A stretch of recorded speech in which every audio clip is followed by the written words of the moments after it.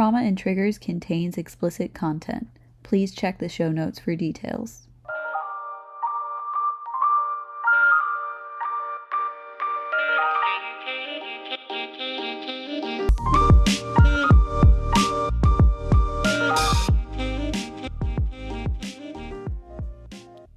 Did you start it? Yeah, I did. Hello, everybody. Welcome to Trauma and Triggers. I'm Sabrina. And I'm Audrey. And today it's time for us to sit down and have the talk with you. We've noticed your bodies are changing. You've been spending a lot of time in the shower. Your breasts are growing. Is this particular... We've noticed a tent in your pants. Is this person... Is this person... an unidentified gender? Yeah. Okay. Our audience is diverse. Yeah. So we just wanted to sit everyone down and talk about the talk. The birds and the bees. Yeah.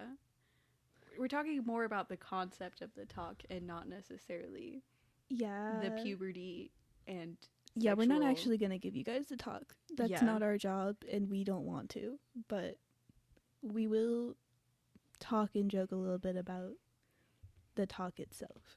Yeah. I did want to say we're going to be talking about a lot of things that are wrong with, like, people's general view of the talk and how the talk is generally performed. But neither one of us are parents. Yeah. We don't have children and don't necessarily plan to have children. So if you feel like we are shit-talking parents who are just doing their best, we're trying not to, but at the same time holding society accountable. Yeah, it's difficult to do both. Like all of our topics, our goal is to inform on things that are not always informed about. Yeah. And this is just another one of those things. And the same with all of our topics. So we will low-key shame people because we just like to do that. Yeah. Shame but also, is a form we of love you and respect you. Yeah. It's hard to be a parent, I feel like. And I said before the episode, like, a lot of parents I see struggling with the talk are parents who have a lot of sexual shame themselves. Right. So I can hold empathy for that and also be like, but you are fucking up your child right now. You do still have a responsibility to explain things to them in an appropriate way. Yeah, it's your job. It is. You decided to have kids in most situations. And, I will say I don't necessarily recommend this because I do think it's better that parents communicate directly with their children. But if you are really struggling with the talk, get a YouTube video. Yeah, there is plenty of material, and I don't necessarily think it's a bad thing. Like, there are books you can read with your kids if you're not fully sure what to say. There's videos. You can self-educate. You can get educational material to go through with them. Like, if you're struggling, it's fine to use those materials. Right. And, the main thing that's important is that you make it clear that if they have questions or they need more help, you're there to help and answer that to the best of your ability. Yeah. And as long as you've done that, you've done a pretty good job. Yeah. I didn't ask you before this episode, but are you comfortable sharing your experience with the talk? Yeah, sure. Okay. Do you want me to now or later? I figured right now we could start off the top of the episode. Yeah. So I didn't get the talk. Nice. You want to know what I did? Around 12 or 13, I became obsessed with sex education videos. Love. And watched all of them by myself, and then went to my mom and said, here, I found this information. Let's talk about it. And then that's how that went. So I actually had the talk with my mom. That is so Audrey. Like, if I were writing you as a character, that's a story I would write. That you went to your mom and were like, I need to call a meeting. Are you available 11:15? It's really on brand for me. There's so many things about about me as a child that I look back on and I'm like, wow, I just have had this personality for so long. I used to, like, at family dinners, I was so quiet. I used to raise my hand. Oh my god. To get people to pay attention to me, I would raise my hand, and it would surprise people so much that they would stop, look at me, and listen to what I have to say. Queen shit. Yes. I'm not raising my voice for you fuckers. That's so funny. My experience was a little different. I really appreciate the sex education I got. I think it was particularly thorough because I was homeschooled, so my parents had like more of a responsibility for my sex education. But the reality in America is schools aren't going to teach much about sex education, so parents in America or guardians have to not necessarily go the extra mile, but just take on that responsibility. But literally from the time I was reading, I had a picture book called Our Bodies. So I was like 5 or 6, and I was learning about different genitals, and they were preparing me for puberty. They were like, in a couple of years or so, which when you're 5 or 6, you're like, what is a year? I just started thinking. That's a lot of time. But they were like, you'll get, talking about body changes in puberty. At that age, it really wasn't talking about like sexual pleasure or anything like that. That's a little weird. But I will say right about that age is when kids start becoming curious about usually bodies and how babies are made. It's like 6 or 7. And what's so bizarre about like the American like sex education system in schools is like, so I got a sex ed with quotation marks when I think in like 5th grade. So I was like 10 or 11. And it was, they only talked about periods and body odor. Yeah. And they separated the boys and the girls, so the boys knew nothing about periods. Yep. Absolutely not a thing. And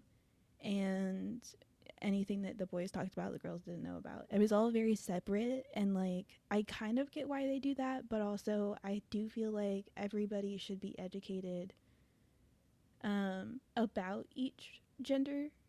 Yeah. You know, biologically. Even if it's in separate rooms. Because, you know, elementary age boys, middle school age boys, they suck. And they will make a lot of jokes in class. Yeah. They will be rude. Yeah. I don't have direct experience with this, but yeah. It's true. I believe it. It is very true. And then the, like, actual sex ed class I never even experienced in high school because it was like went along with gym, and I did everything in my power to avoid gym. So the health class. Another that's so Audrey moment. I did everything in my power to avoid in gym. both middle school and high school. I haven't had a gym class since I was in 5th grade. Wow. Yeah.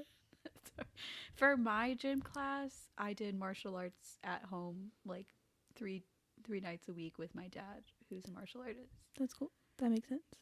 So sometimes hearing stories about public school is so wild to me. I'm like, I've lived such a different experience than the most humans in America. Yeah, I took gym online in high school.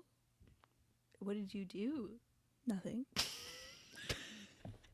It was very informational, and then they like expected you to like do the actual physical exercises and like log it, which absolutely no one did.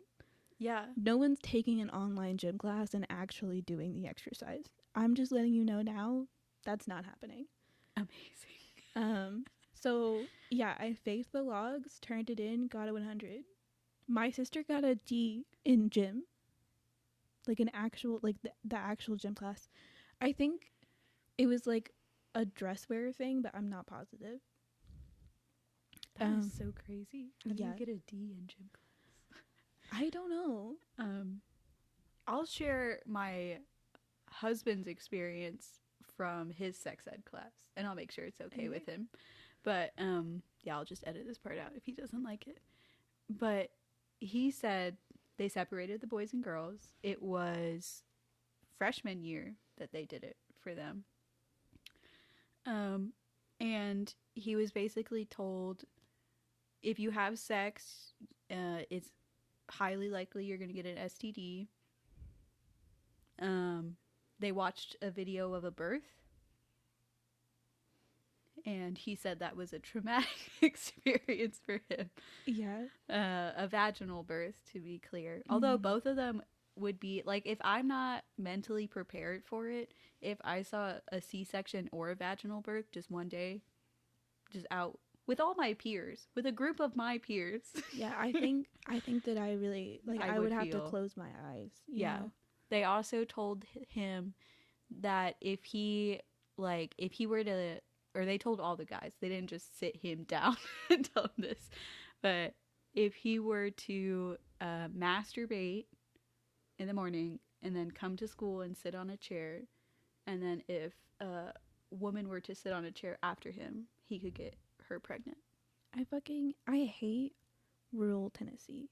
I know this is an issue in multiple places, but the sex education here is so bad considering the teen pregnancy rate is so high. It's like you think that they would recognize they need to do something differently. Yeah. You would think, you'd be like, oh, maybe this whole abstinence thing isn't working out for everybody. Yeah, maybe it's not everyone's cup of tea. Yeah. I feel like we have 3 different pictures of the experience with the talk. I think he said his parents didn't really give him the talk. They just left it up to the school. He asked his mom some questions because she was a nurse and stuff like that. But obviously, like, his experience clearly led to a lot of shame. Yeah. It's clearly trying to shame people into not having sex and trying to masturbate, apparently. Or masturbate, apparently. Which, like, it's not true. Like, I guess if you had jizz dripping onto the seat and she wasn't wearing any underwear and she scooped it up and shoved it inside her, sure, maybe. But even then, I feel like there's a temperature issue. Like, don't they die? I don't know about that part. It definitely is, like, outside the realm of probability. Yeah, maybe a low possibility there, but also, if that happened, we have bigger issues. Yeah. There's a lot of issues there. If a fucking 15-year-old jerks off onto a chair, some girl comes running along. Yeah, it's just, when he told me that story, and the thing about my husband is he really don't be exaggerating stories. Yeah. He really just be like, here's the facts. And I'm like, what the fuck? I exaggerate stories because I'm a storyteller. But yeah, he does it. And I'm just like, that is so far outside the realm of any sexual education I experienced. I'm not surprised because I've lived here. Yeah. So, like, that all checks out to me. That all makes sense. But it is deeply concerning, for sure.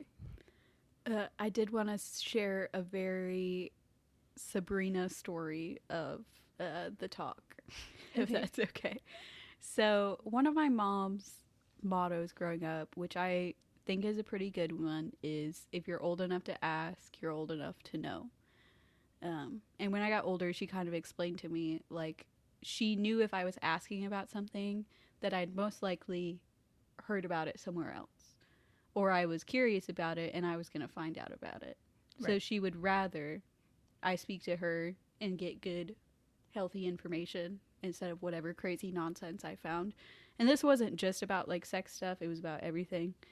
But so one day, my brother's driving. He's 15, just got his permit. There's, like, I'm 6 or 7 at this point. I don't know why I asked this question. What did you ask? But it's my mom in the passenger seat, my older brother driving, and then my 2 brothers next to me. And I said, "Hey mom, is there such a thing as aggressive sex?" Laughter erupts. I'm just confused. I just wanted to know what was going on. Yeah, I don't know. I feel like I don't even know where that came from. I have no idea what brought forth that question in me, but it's such like my insane curiosity will drive me to ask inappropriate questions at inappropriate times. And that has not changed. If I'm really curious about something, I'll ask you right now in front of everybody. Yeah. And it's up to you to set boundaries with me. That's a story that my mom still tells to this day to everybody. Yeah. And it's hilarious. It is funny. I don't think I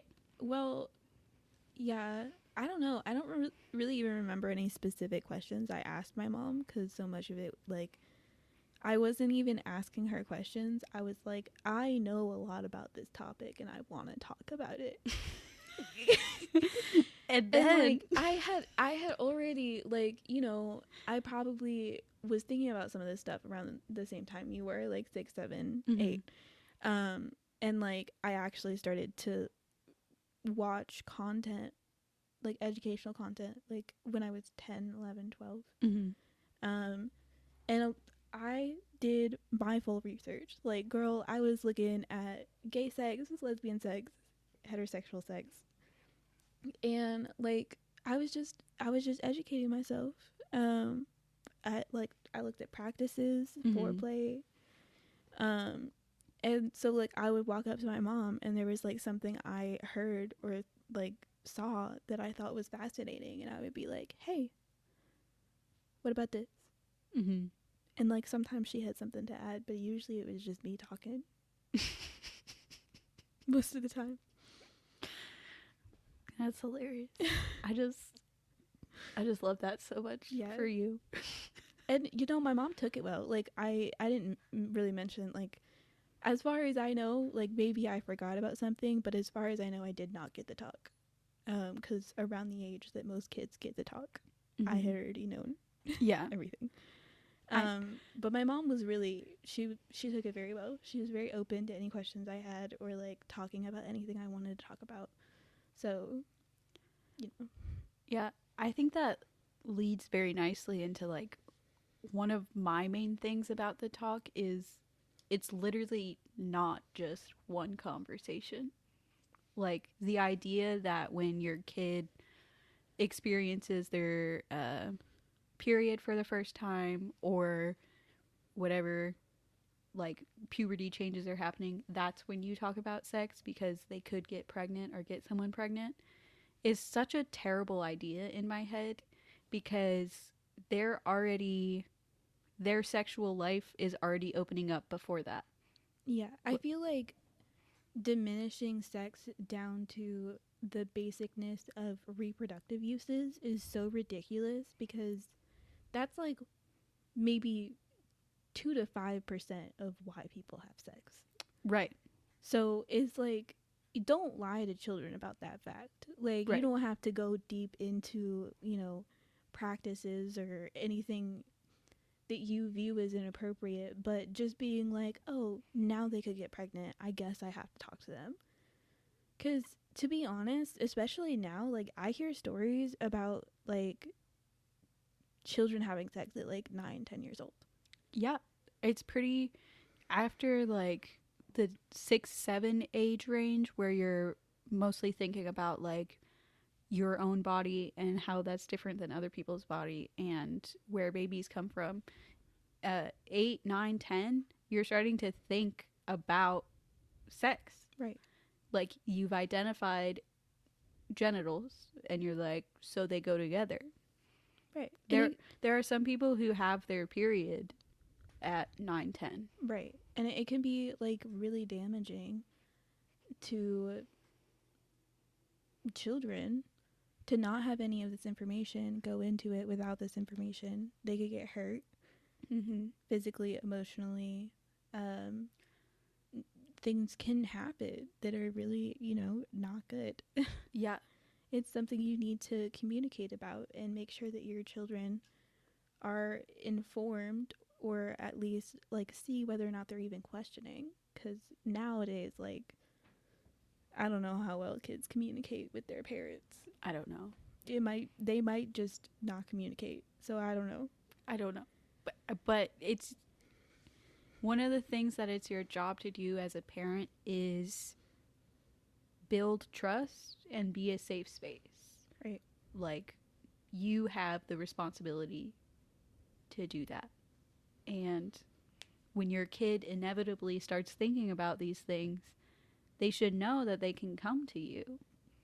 It's so like another experience I've heard of from the talk is like a parent sitting their kid down and forcing them through an uncomfortable conversation about sex that was upsetting and traumatizing to them when they weren't ready for it because they hadn't built that trust with their parent. You know what I mean? Right. And they were basically telling them, no, I don't want to hear about this right now.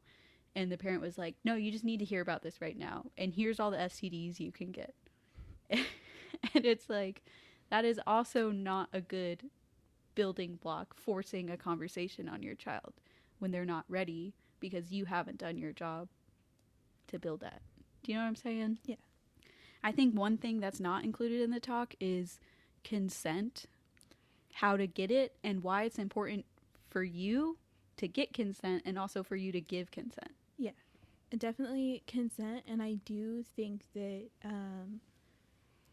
pleasure is often out of the conversation. Yeah. Usually it's just a talk about safe sex, and that's about it.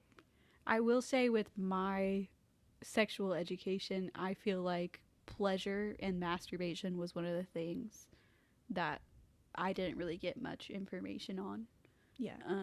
And like, I get that it's an awkward thing to talk to your child about, but like, not talking about that, especially, I think this might be a little bit more like, we've made some advances in the world, I guess, society, I don't know.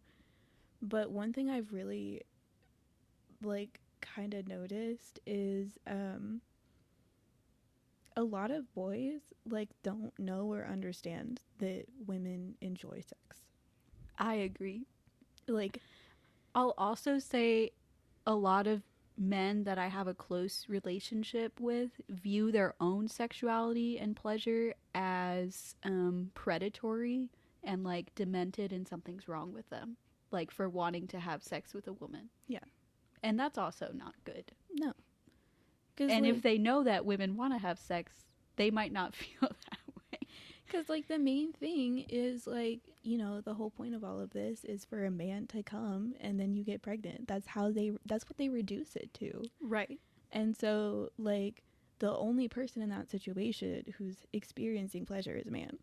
Right. So it's like a foreign concept to them that, you know, women could experience something good from sex. Right. And if you have that mentality of like, I'm the only one experiencing pleasure, then you might then make the leap of it's not good for me to want to experience pleasure. Yeah, which like is it's not disrespectful or it's like harmful to someone else. I think also, and again, this isn't all like one conversation. It's like through your life with your child, you're bringing this thing up. There's this one podcast I listened to where she's a sex educator and she has children. And she says one of the ways that she helps to educate her kids is like when it comes up in movies and TV shows, they'll talk about it at the end of the episode. You know, what did you think about that scene? Like, you know, if it was about consent or maybe about masturbation, whatever. Right. And like that's a good way to get your kids' perspective to like bring them in on the conversation. What are they thinking about? What do they care about? I think parents get so uncomfortable that they just kind of word vomit at their kids and tell them what to think and feel. They're probably not even retaining that information. Right. When people assault you with information, at least me, I'm disassociating. Yeah. I don't want to hear what you're saying, so I'm not going to hear it. Yeah. Yeah, and then like masturbation, definitely not talked about, especially with women. Like, never have I even heard. It's like a taboo thing that women masturbate. Yeah, it's like it's along the same vein of women don't experience sexual pleasure. Like I didn't really masturbate till I was like 17 or 18. Yeah. And not to orgasm or completion until I was 18. And I didn't have an orgasm until I was like I think 21. Yeah. And like I have heard so many things from like friends about like having weird, like not weird, but like not normal interactions with their friends because they're curious, or like hurting themselves trying to figure out what the whole masturbation thing is, getting in trouble because of it. Like, it's just viewed as such a taboo, not good thing. Yeah. We both heard we'll say mutual acquaintance,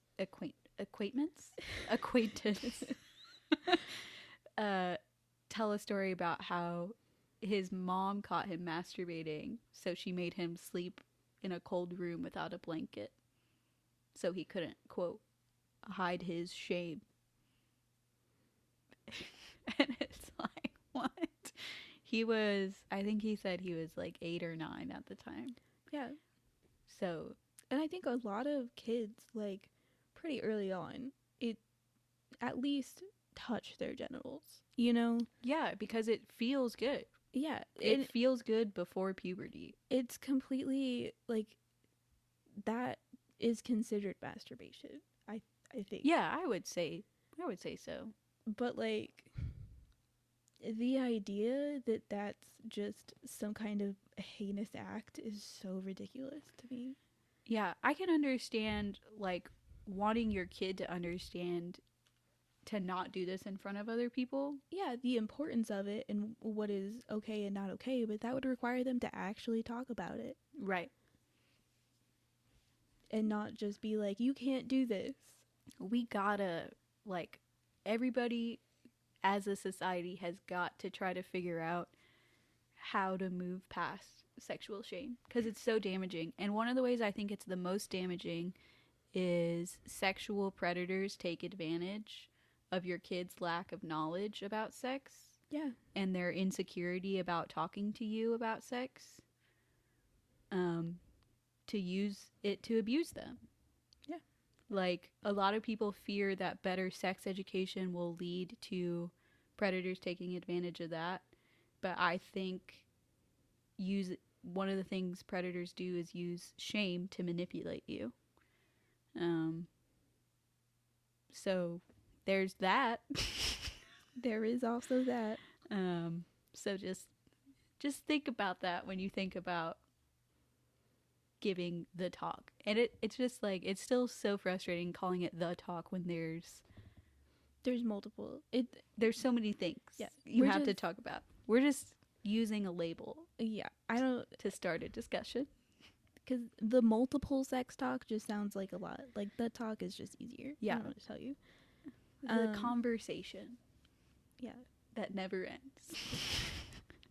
And I also want to say, like, it continues through adulthood. Yeah. Like, it literally never ends. The whole sex thing is going to be a part of your life forever. Right. Like, even I would say for people who are asexual or identify with a different sexuality, it's always going to be a part of your life. You're going to have to talk about it. You're going to have to discuss it with partners, with children. It's just something that you have to do. Right. And I think one of the things I hate to hear parents talk about, they say to their kids is, we'll talk about that when you're older. Whatever it is. You know, gender expression, gender identity, sexuality. Like, no, talk about it now. Like, if you don't have the words for it right now, you can say, that's a great question, let me think of a good answer for you. Right. And like that's how misinformation is spread. The second you tell them, especially where like with technology being so easy, if a kid comes to you and asks you a question and you turn them down, they're gonna go find the information right after. Right. And if you think your child blockers, it's not working. Or I don't even know what it's called, parental controls on the devices are keeping them from finding this information, you're absolutely wrong. You're wrong. Even if it does temporarily work, their friends have access to it. Right. There's somebody that they know that's going to talk about it, and then that person might be an inaccurate source of information. Right. And I just generally, please talk to your kids about anything that they want to talk about. Right. You know, if it's an inappropriate topic, they're going to find out about it anyways. Yeah. And honestly, it's probably not inappropriate. It just feels weird for you. Yeah, and I definitely do think, like, it's weird to talk to there is some weirdness there, and it's probably never going to go away. But some of the best conversations I've had are the weird conversations. I love having weird conversations with my mom. I think that, like, that was, like, a big part of our connection was how open she was to talk about things. Because, like, sex has been a major interest for me for a long time. As I've clearly mentioned since, like, I was 10 or 11 years old. So, like, my mom's ability to just openly talk to me about that kind of stuff. And even, like, as weird as it might sound to other people, I don't know how weird this is, but she would even, like, talk about her own experiences, not in detail, but, like, what she had gone through. And it's good to do that. Shout out to Audrey's mom for also being a fan of this podcast. Love her. Yeah, so, like, you know, knowing that your parent has experienced the same questions and feelings and thoughts that you have builds trust. It makes them feel more related and less shameful. And it opens up a doorway for you to communicate with your kid in a healthy way. Yeah. I think I've observed a lot of parents talk about, and this is just me theorizing, but talk about that young adult age and they feel very disconnected from their child. And some of that is just like life changes and stuff like that. But I theorize young adult age, you're doing a lot of sexual exploration, and your parents may have made it clear to you, either directly or indirectly, that they don't want to hear about that. So you're going through this whole sexual revolution, and it's not something that they want to be involved in at all. So it's a big part of your life. So you're going to be distant through that time period. Yeah. And I mean, even then, like, for me, part of my brain, like, I think as I, like, hit certain ages, I'm like, oh, wow, I was this old when this person was this age. How would I have responded in certain situations? Right. And so sometimes I this is unrelated to the talk, but sometimes I, like, think about it and I'm like, you know, there's a lot of parents who are my age. Yes. A lot of our generation, it was just normal for them to have kids at, like, 21, 22, 23. Yeah, I think my mom and dad had 3 kids by now. Yeah. Which is, like, it's so bizarre to me because it, like, it puts into perspective of both, like, wow, no wonder things happened the way they happened. Yeah. Yeah. It's early to be doing this. I don't know why anyone would. I appreciate my parents because they did a lot of growth from, like, their generational trauma while they were very young with 5 children. I just think that the 20s is, like, a big moment for people to, like, move on and, like, start exploring themselves in multiple ways. Yeah. And trying to do that while having a kid is an extremely difficult thing to do. Yeah. And it's so different. Like, people shit talk this generation for waiting to have kids or choosing to never have kids. But it's like, in my eyes, I do see it as a good thing. Not to shame young parents. Not at all. But I think the people who are the best parents are the people who choose to be parents instead of having parenthood thrust upon them. Yeah, absolutely. Yeah, people who can think about it and like recognize that I have this, and this going for me, which makes me a capable parent. I do think there is a subset of people who choose to have kids who just do it to fill a void in their life and then are disappointed. They have multiple children and they look and they're like, I still have a void inside of me. Yeah, that does happen. That does happen. But deeply unfortunate for both them and their children. Yeah, I hope they can. Yeah. I hope they can learn and grow and love each other deeply. But anyway, that's not what we're talking about. We're talking about the birds and the bees. We are. Also, one other thing you wrote down, we talked about things that parents should include in the talk. You also mentioned emotional impact of sexual intimacy. Yeah, I do think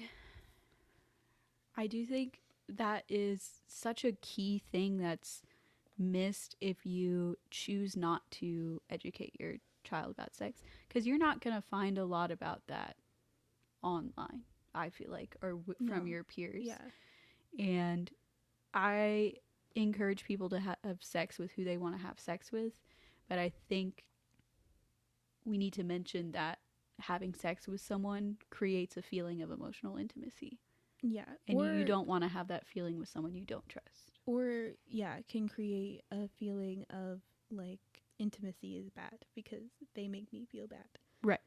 And, like, from my own personal experience and just from, like, a lot of other friends that I've spoken to, because this is definitely not something that people talk about. Even because, like, I did all my research online, and like you said, it's not easily accessible to find somebody who's like, this is an important part of sex ed. Mm-hmm. So like that whole concept was really kind of foreign when I first started, and I was very much just on a like sexual, I'm gonna have sex like, it's time. And I kind of screwed myself over with that. It sucks. Yeah. And I know a lot of people who end up feeling really, like, used and uncomfortable in their relationships, or even in abusive relationships, because of, like, the lack of awareness, or, like, just knowing how somebody's supposed to treat you, or how you're supposed to treat somebody else after you've had sex with them. Right.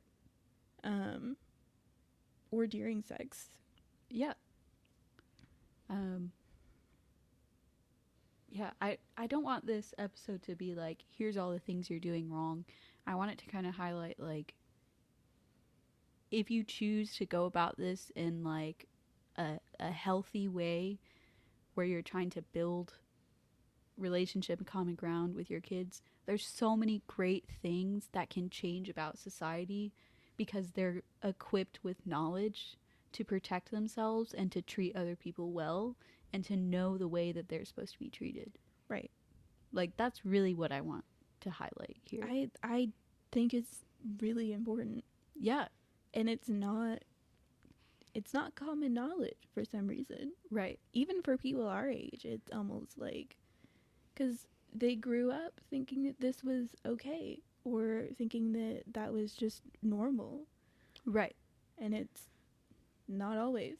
Yeah, there's just so many things, like, sex can be such a beautiful thing where you're sharing pleasure with another person or multiple people, and people need to know that before they start having it. Yeah. And that's it. Yeah. End of TED Talk. I feel like we went into this thinking this is gonna be such a funny episode, and it's not funny. It's us on our soapbox. That's what's happening right now. I just have a lot of things to say about this.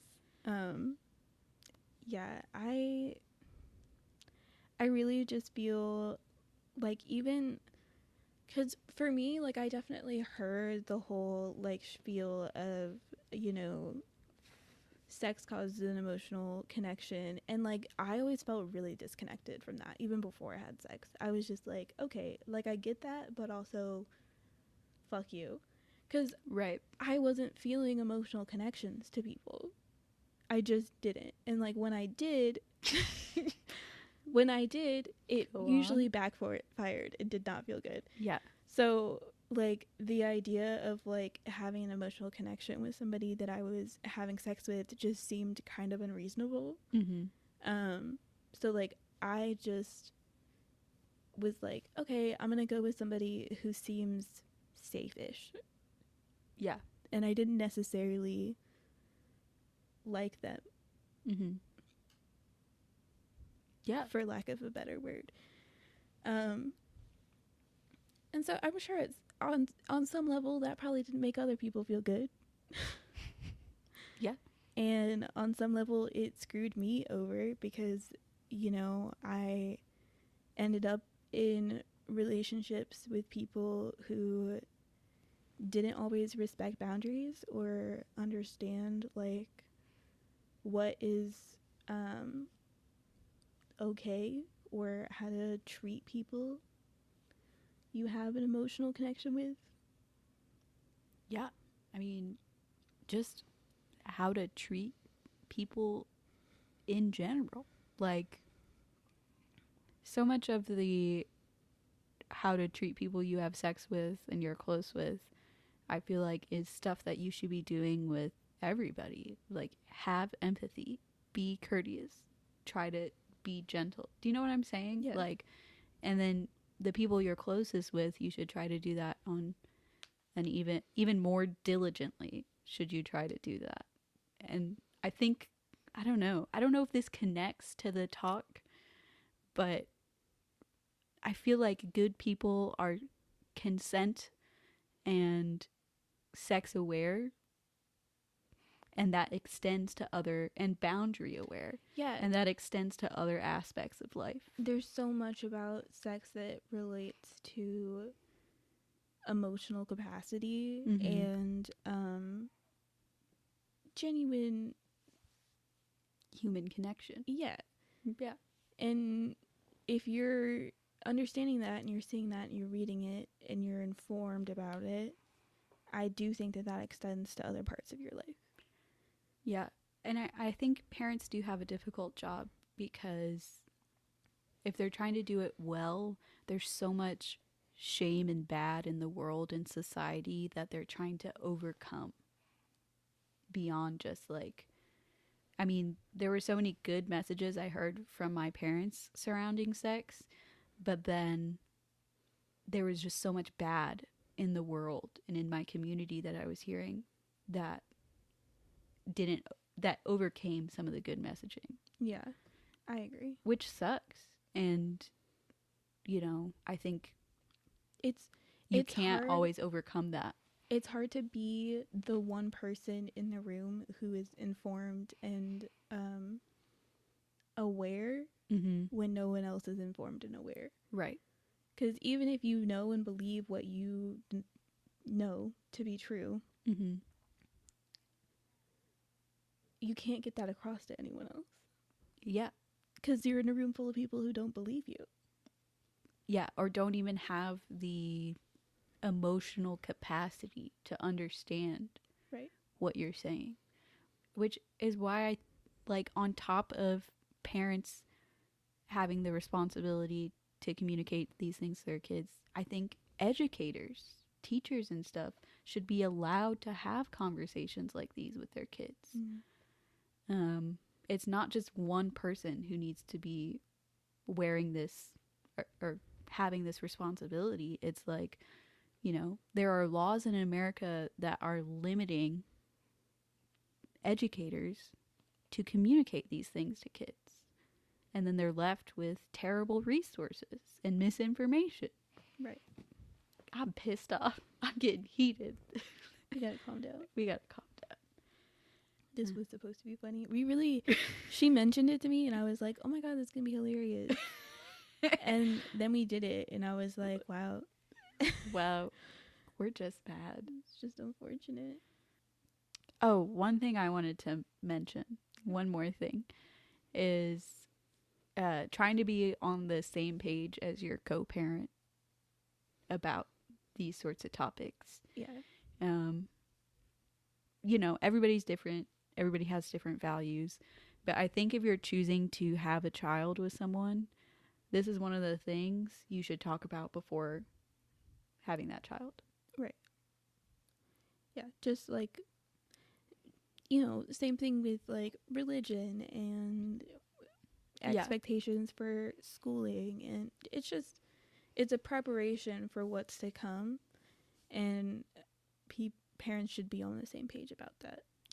Right. Hearing one thing from one parent and another thing from another can be very confusing in any topic.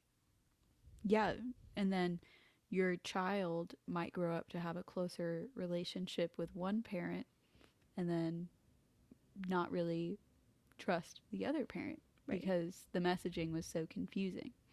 And of course you're going to like the parent who is more open and loving towards you.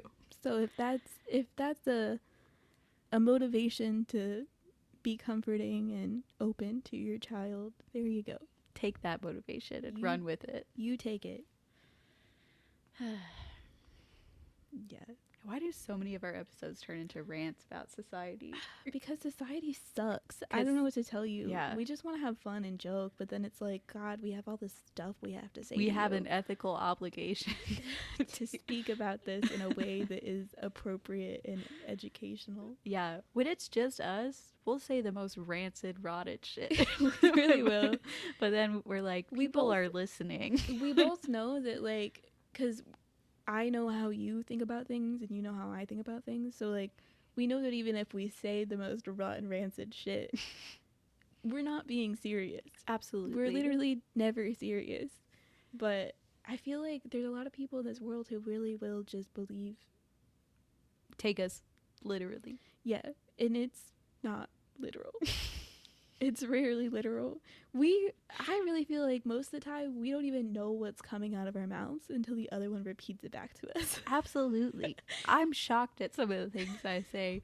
The amount of shock I have editing episodes. Do you remember when I said, welcome to Bukake, the podcast? Yeah. I forgot I said that and then opened up the recording and I was like, oh my God, can we air this episode? Dude. And we did. It was hilarious. Was so funny. I loved that line from you. Yeah. Your opening line of "and we're guzzling cum," delicious. Chef's kiss. I think that was like leftover from an old conversation because we always like were talking and then you're like, I'm gonna hit record in the middle of a conversation. I really do that. I think I did it on this episode. No, I think I hit record and then didn't tell you that we're recording. Didn't tell me, and then I was just like, "Are we? What's happening?" Yeah. The truth of the matter is, we forget what we talk about the second it comes out of our mouth. My husband will be like, "I thought it was so funny when you said this. You're hilarious," and I'll be like, "What? When did I say that?" Thinking it was like a conversation that he and I had. I'd be like, on the podcast with Audrey. And I'm like, what? And I release that to the public? No, occasionally, like, I'll get a message from somebody that I know who listens to our podcast. And, like, my mom sent me a message from our erotica episode. And I was like, oh, my God. What an uplifting, humiliating experience. You know, like, I'm so glad she's enjoying it, but having my words repeated back to me is the most embarrassing experience I've ever had in my life. Yeah, from your mom. Yeah. It's wild. It is wild. I think it was embarrassing for, like, the first time. And then after that, I was just like, oh, okay, she just actually enjoys this. I don't care anymore. Yeah. And, like, now it's just fun. The Cucks episode, when she told me she was listening to that, I was shocked. I was like, I thought that you were just gonna skip it. Yeah, because you literally told her, you were like, you can skip it. I understand. Yeah, and like, then she messages you that she's listening to it. She was like, iconic. It's so fascinating. And I was like, Jesus Christ. Yeah. We see where you get it from. Okay. Well, I feel like we covered everything. I do too. You know, go ahead. I would love to hear for our Q&A on Spotify. I would love to hear people's experiences with the talk if they're willing to share. Yeah, that would be awesome. So fascinating. Yeah, so I'll definitely put that as a Q&A on this episode. And it is only Spotify available. So Apple listeners, sorry, fucking Pocket Cast listeners, stop listening on Pocket Cast.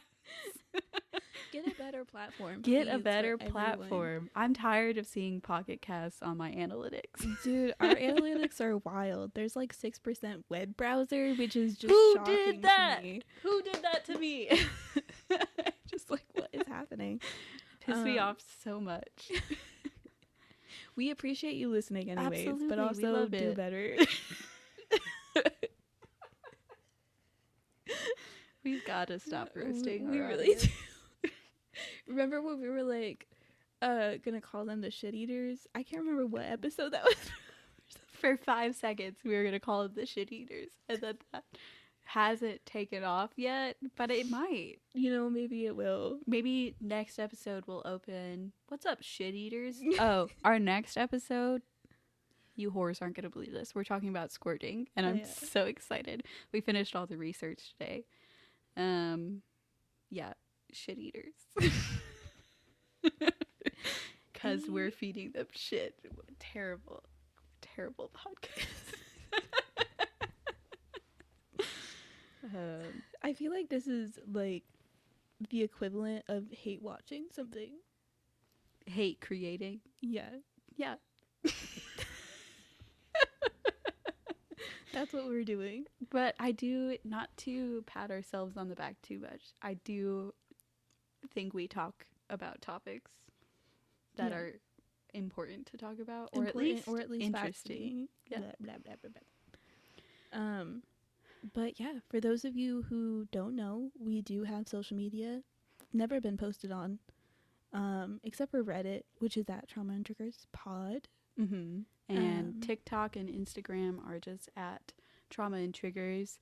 I'm really making it a goal for the month of February to post something on TikTok or Instagram. Just one thing. Just one. That's all they need. Our Just shit eaters. They'll take our trash. Yeah, but it's really been difficult for us to figure out how to do it because we don't want to show our faces. So it's like it makes it a lot more difficult. Yeah, or even our last names. I don't think they've noticed necessarily, but we don't really say our last names. Yeah. We try not to say where we're located or anything. We do talk a lot about our like personal lives and stuff. Yeah. But yeah, just generally we're trying to stay away from that. Yeah, so wish us luck. We'll figure it out as eventually. We figure out how to market this podcast. Who knows? There's so many inconsistencies about what we even are. It'll be fun. I feel like we'll be famous one day. Anyway. Thanks for listening. Bye. Bye.